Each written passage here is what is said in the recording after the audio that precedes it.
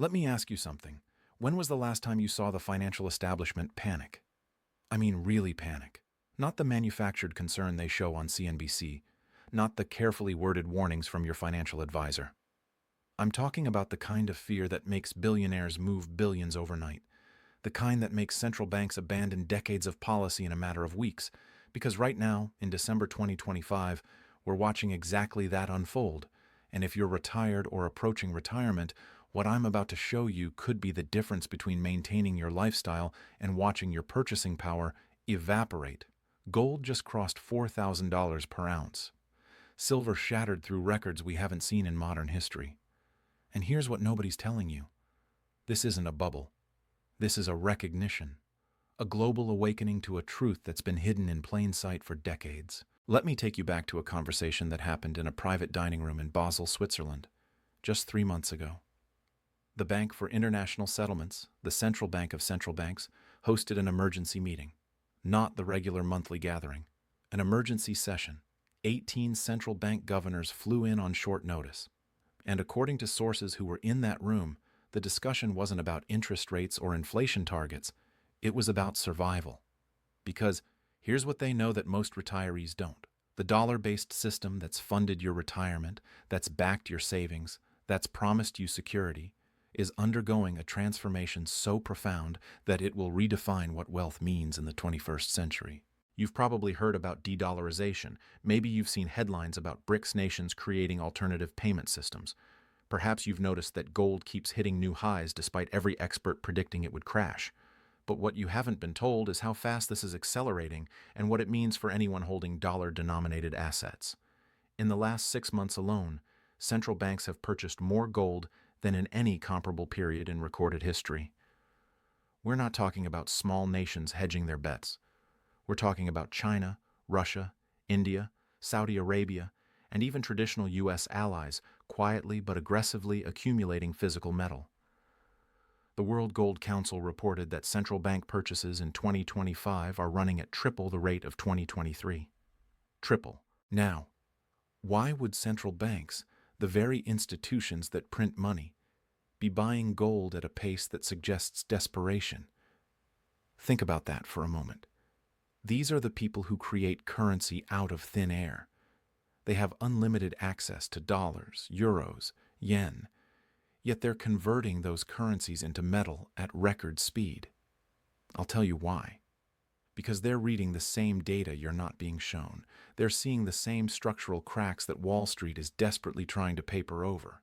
And they're making a calculation that should terrify anyone who's counting on traditional retirement accounts to fund their golden years. Let's talk about what's really happening in the Treasury market. You know, the place where the U.S. government borrows money, the bedrock of the global financial system, the asset that's supposed to be safer than anything else on Earth. In October 2025, something unprecedented happened. The U.S. Treasury held an auction for 30-year bonds. These are the long-term IOUs that fund government operations. And for the first time in modern history, foreign buyers didn't show up. Not in the numbers they used to. The auction went through, but only because the Federal Reserve and domestic banks stepped in to fill the gap. You didn't see this on the evening news. It was buried in financial reports that most people never read. But in trading rooms from New York to London to Tokyo, alarm bells went off. Because when the world's reserve currency can't find enough buyers for its debt, that's not a hiccup. That's a structural shift. Here's what that means in plain English. The world is losing faith in dollar-denominated promises. Not tomorrow, not in some distant future, right now. And they're moving that faith into something that's been a store of value for 5,000 years. Now, I want to tell you about Margaret. She's not a real person, but she represents thousands of retirees I've heard from over the years. Margaret retired in 2020 with $800,000 in her 401k, a mix of stocks and bonds, just like her advisor recommended. Diversified, they said. Safe for retirement, they promised. In 2020, $800,000 could buy a comfortable retirement.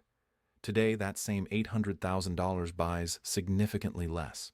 Not because the number changed, but because what that number represents has been systematically devalued. Eggs cost twice what they did. Insurance premiums have skyrocketed. Healthcare expenses have exploded. The purchasing power of her nest egg has been quietly confiscated through inflation. But here's the part that keeps me up at night. Margaret's advisor is still telling her everything is fine. Stay the course, don't panic. The market always comes back.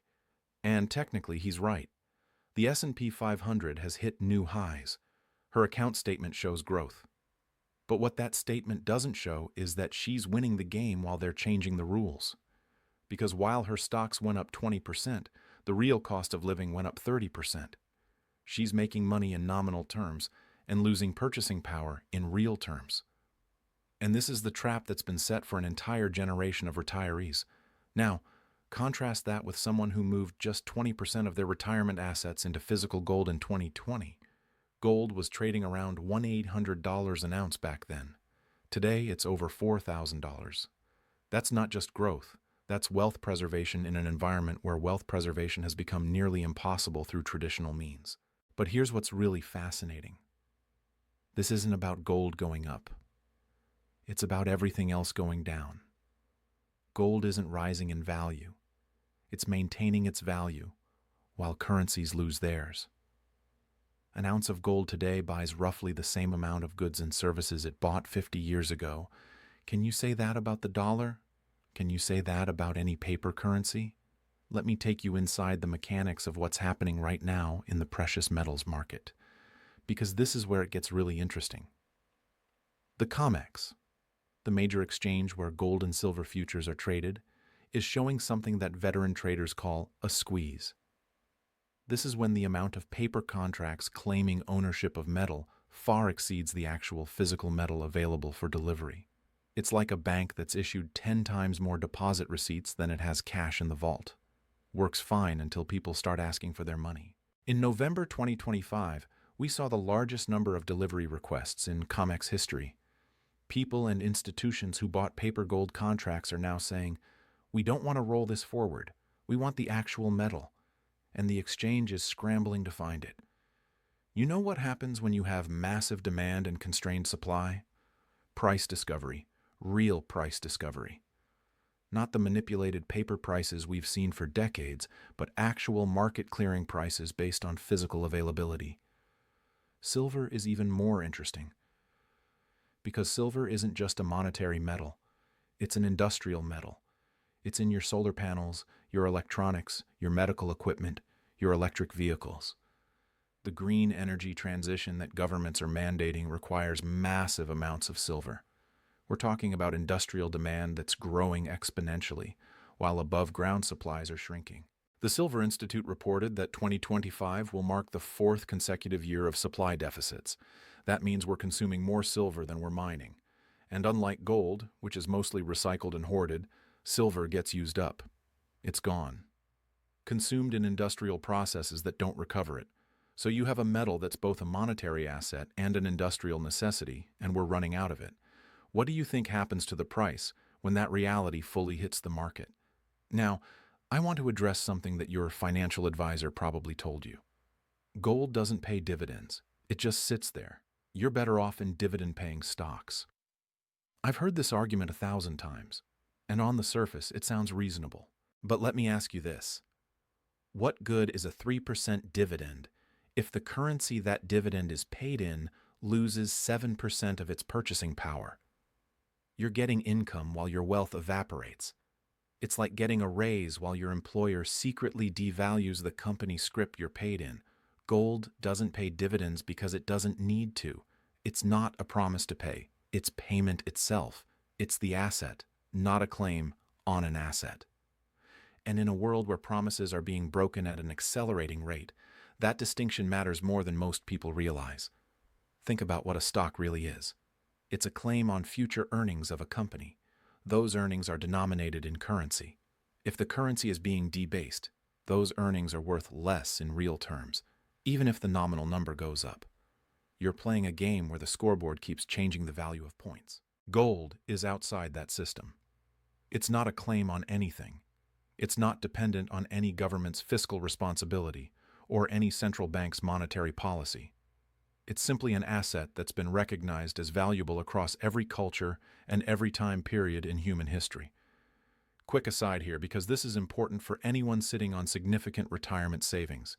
If you have $100,000 or more in traditional retirement accounts, IRAs, 401ks, there's a structure called a gold IRA that lets you hold physical precious metals inside your retirement account.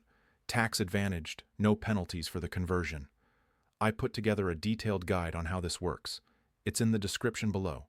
Covers the mechanics, the custodians, the storage, everything you need to know. Worth looking at if you're concerned about what we're discussing here. All right, back to what's happening in the markets right now. Let's talk about what happened in 1971. Because if you want to understand where we're headed, you need to understand where we've been. In August 1971, President Nixon closed the gold window. He ended the convertibility of dollars into gold. Temporarily, he said, just until we get our fiscal house in order. That temporary measure is now 54 years old. And in those 54 years, the dollar has lost over 98% of its purchasing power relative to gold. A dollar in 1971 could be exchanged for 1/35th of an ounce of gold. Today, that same dollar gets you 1/4000th of an ounce. That's not gold going up. That's the dollar going down.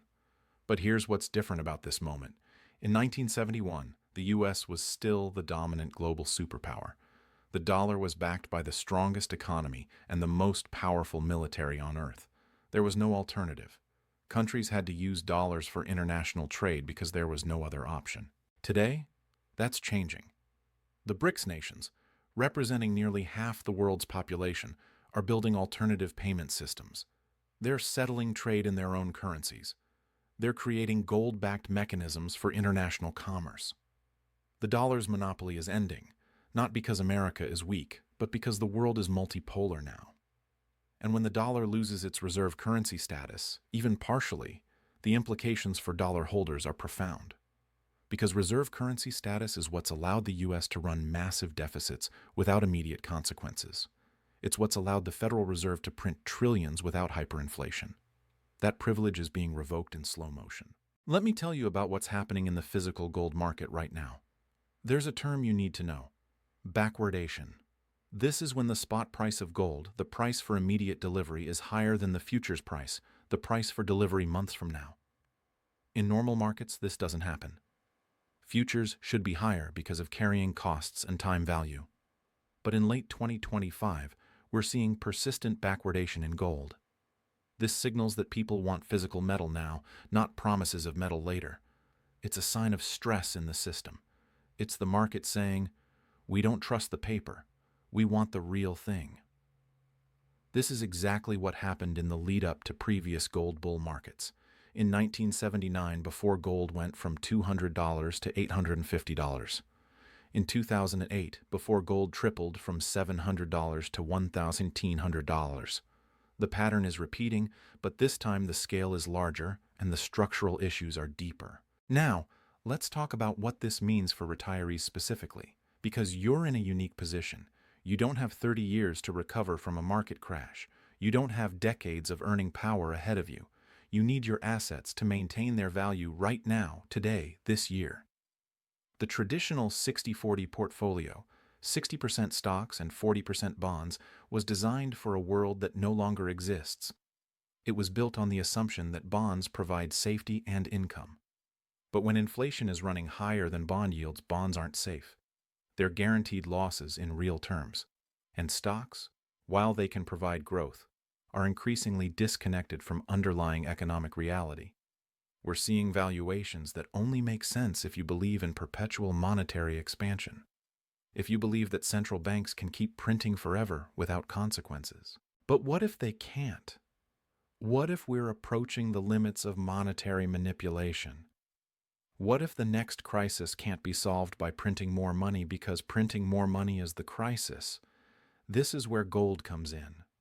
Not as a speculation, not as a get-rich-quick scheme, but as insurance, as a hedge against the very real possibility that the monetary system we've relied on for decades is undergoing a fundamental transformation.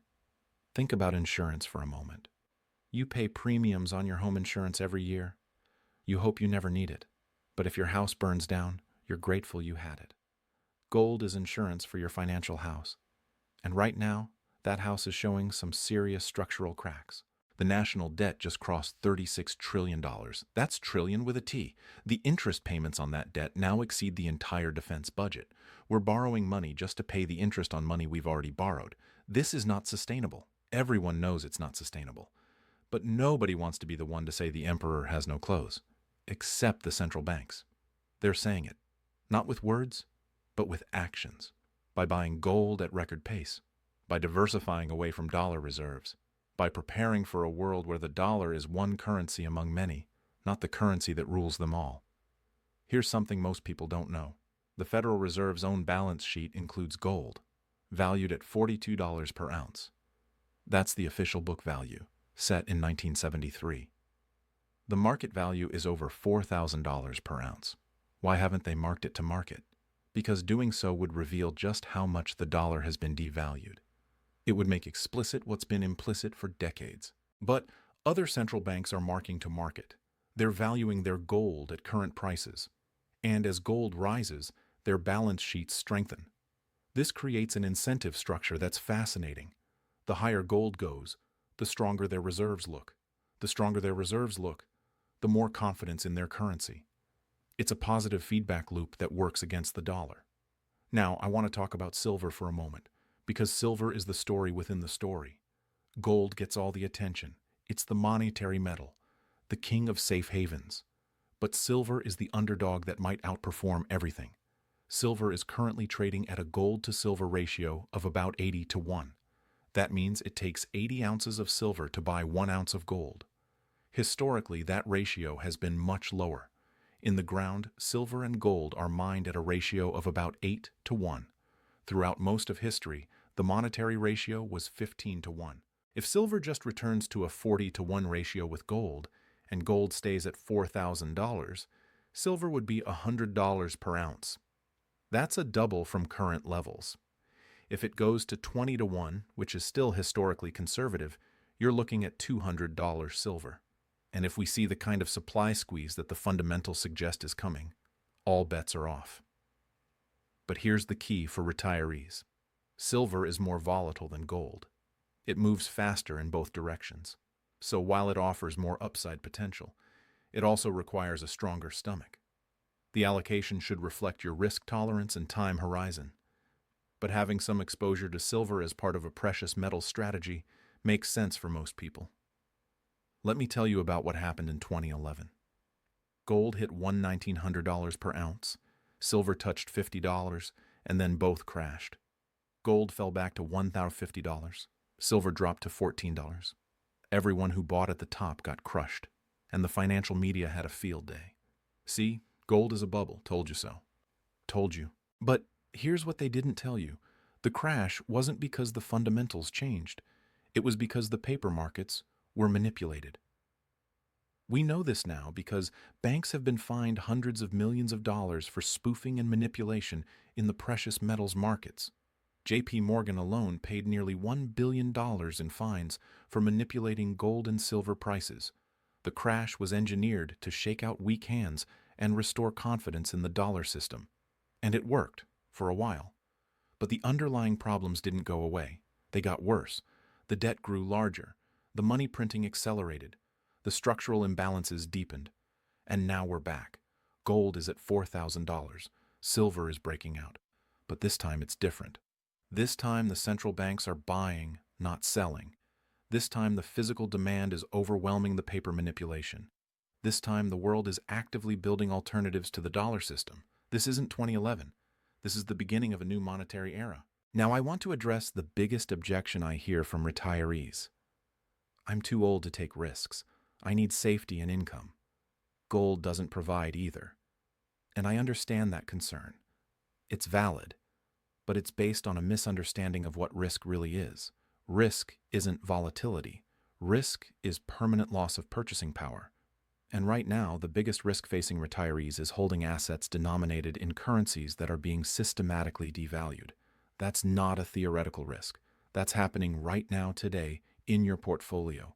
Gold might be volatile in dollar terms. It might go up and down. But over time, over decades, it maintains purchasing power. It's the currencies that are volatile in real terms. They're losing value consistently, predictably, by design. The Federal Reserve has an explicit 2% inflation target. That means they're trying to devalue the dollar by 2% every year. That's the goal. And they've been exceeding that goal lately. So when you hold dollars, or dollar-denominated assets, you're guaranteed to lose purchasing power. That's not risk. That's certainty. Gold eliminates that certainty. It removes you from the devaluation treadmill. It gives you an asset that's not dependent on any government's fiscal responsibility or any central bank's competence. And in a world where both are increasingly questionable, that's not a risk. That's safety. Let me paint you a picture of what the next 5 years might look like. This isn't prediction. It's pattern recognition based on history and current trends. The dollar continues to lose reserve currency status. Not dramatically, not overnight, but steadily, inexorably. Trade settlements in yuan, rubles, rupees increase. The BRICS currency mechanism gains traction. The dollar's share of global reserves drops from 58% to 45%. As this happens, the Federal Reserve faces an impossible choice: raise interest rates to defend the dollar, which crashes the economy and the stock market, or keep rates low and let inflation run, which accelerates the dollar's decline. They'll try to thread the needle. They'll fail. Gold, in this environment, doesn't just go up. It reprices. It revalues to reflect its role as the ultimate reserve asset in a multipolar world. $5,000 per ounce becomes the floor, not the ceiling. $10,000 becomes discussable in mainstream financial media. Silver, driven by both monetary demand and industrial necessity, outperforms gold. The ratio compresses. Supply deficits become acute. Price spikes become common. The volatility is extreme, but the trend is unmistakable. And retirees who positioned themselves ahead of this shift, who moved even a portion of their assets into physical precious metals, find that their purchasing power is not just maintained, but enhanced. They're not getting rich. They're staying wealthy while others get poor. This is the ultimate hedge, not against a stock market crash, not against a recession, but against the systematic devaluation of everything denominated in fiat currency, against the greatest transfer of wealth in modern history, from savers to debtors, from the prudent to the reckless, from those who trusted the system to those who understood its flaws. Now, here's what you need to understand about physical versus paper gold, because this distinction is crucial. When you buy gold ETFs, you own shares in a fund that claims to hold gold. You don't own the gold. You own a promise that the gold exists and that you can redeem your shares for it. But read the fine print on those ETFs. Most of them have clauses that allow cash settlement in extraordinary circumstances. That means if there's a crisis, if everyone wants their gold at once, the fund can just give you dollars instead, at whatever price they determine is fair. Physical gold in your possession or in allocated storage where you have specific bars assigned to you eliminates that counterparty risk. It's yours, not a claim on someone else's gold, not a promise, the actual metal.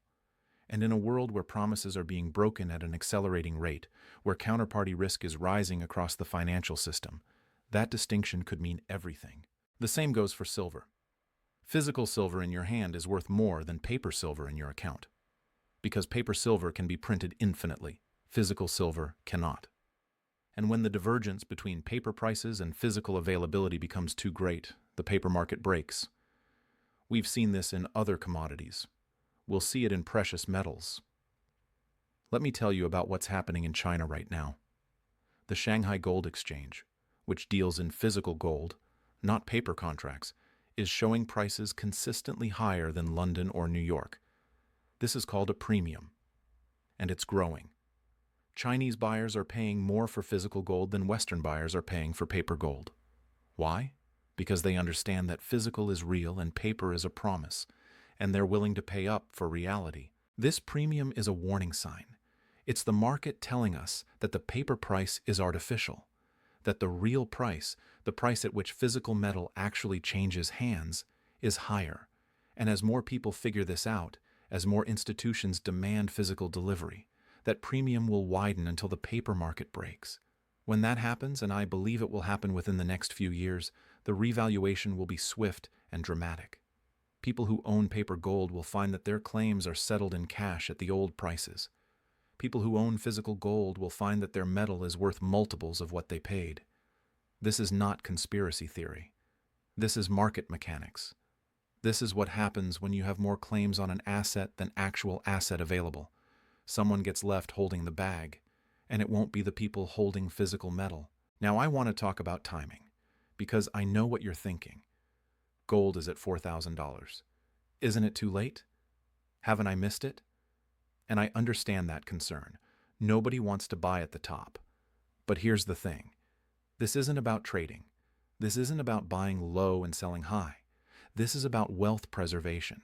This is about having an asset that maintains its value while everything else is being devalued.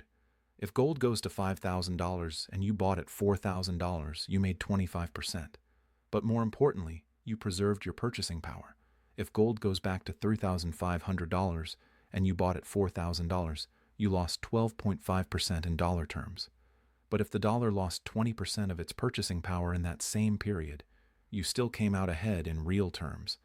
The question isn't whether gold is at a high or a low. The question is whether you believe the monetary system is sound or broken. If you believe it's sound, then gold at any price is expensive. If you believe it's broken, then gold at any price is cheap. And based on everything we've discussed, the debt levels, the money printing, the loss of reserve currency status, the central bank buying, the supply constraints, the geopolitical shifts, I think the answer is clear.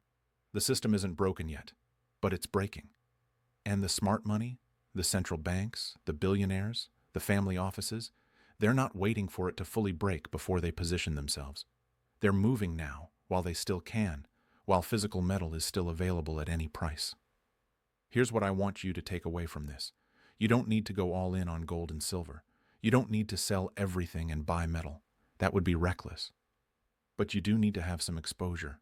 You need to have a portion of your wealth outside the system, in an asset that's not dependent on any government or institution. For most retirees, that means 10% to 30% of investable assets in physical precious metals, enough to make a difference if the system breaks. Not so much that you're devastated if I'm wrong and everything works out fine. But here's the key. It needs to be physical. It needs to be in your possession or in allocated storage where you have specific bars assigned to you. It needs to be outside the banking system, outside the reach of bail-ins and capital controls, and all the other mechanisms that governments use when they're desperate.